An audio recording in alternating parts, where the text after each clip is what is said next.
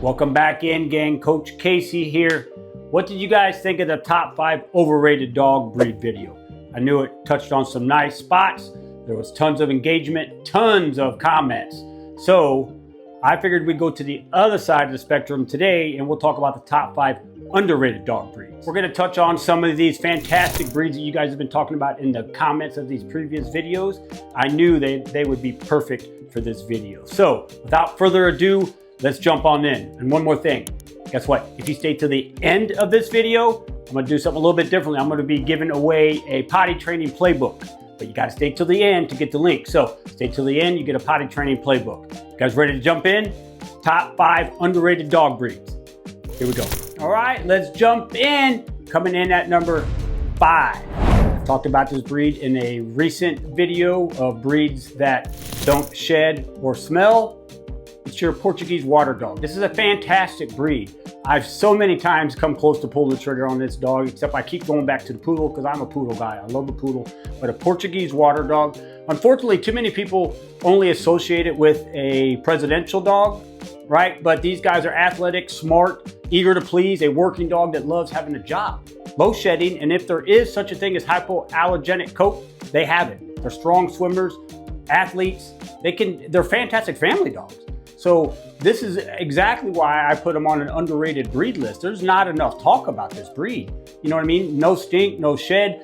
Everything you want in a dog is right here. They might be a little big, but if you're okay with the size of a Portuguese water dog, 50, 55, 60, somewhere in there, fantastic breed. All right, you're gonna love this one. Coming in at number 4 is the Nova Scotia Duck Tolling Retriever.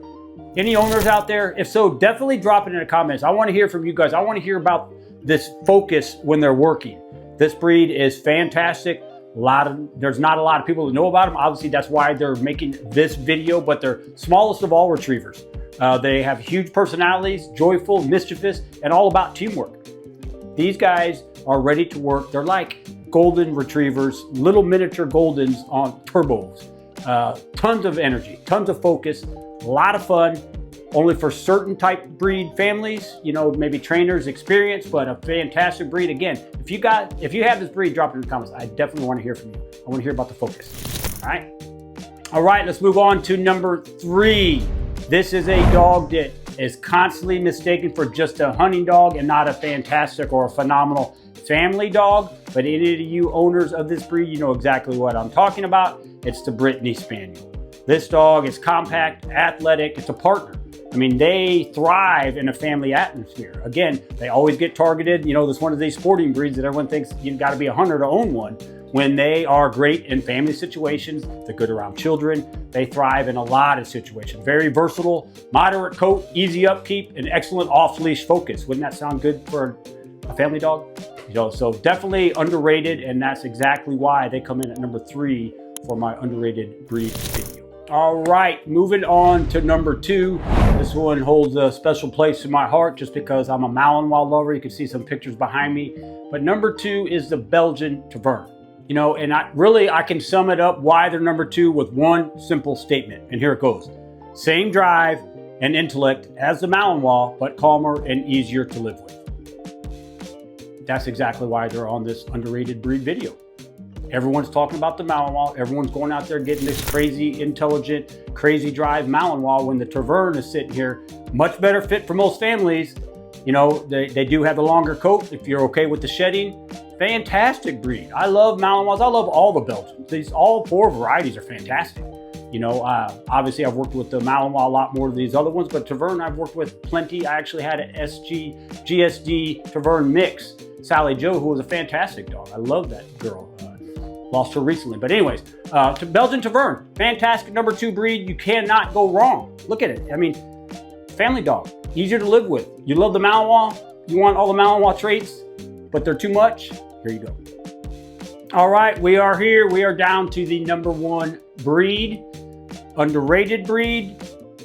This is the one breed, guys. You commented so much about this breed and asked me about it. It was everywhere. And I was like, I forgot about this breed. I'm older, so if you're older like me, you might remember the movie Lassie, right? But if you like your border collies, but you don't like all that energy that they constantly deliver, go with the collie. This is our number one pick, the rough and smooth coat collie. This is a fantastic breed. It's just like the border collie, but not without all the high energy. The brains are there. That's what we're looking for. Fantastic with kids, fantastic in all those scenarios. I mean, this is one that's definitely overlooked. I overlooked it. You know, you have the rough and smooth coat, and this breed can thrive in any family scenario. Fantastic number one. It takes the cake easily.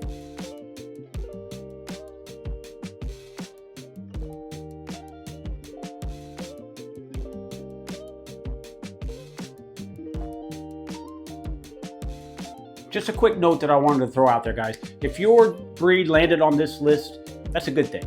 It's a good thing that your breed is underrated. You do not want an overpopular breed. That, you know, when the breeds become very popular due to movies, viral videos, whatever, the health plummets. And it is what it is. So I would prefer all of my favorite breeds to stay off the radar.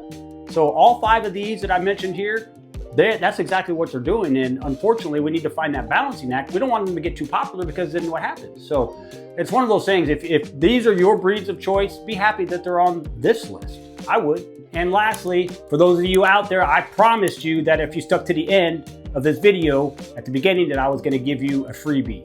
So here's the link. You got a pen ready?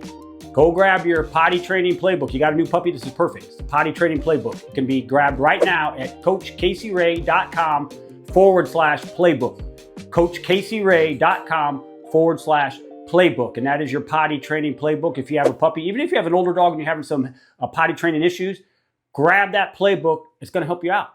And I'll catch you next time.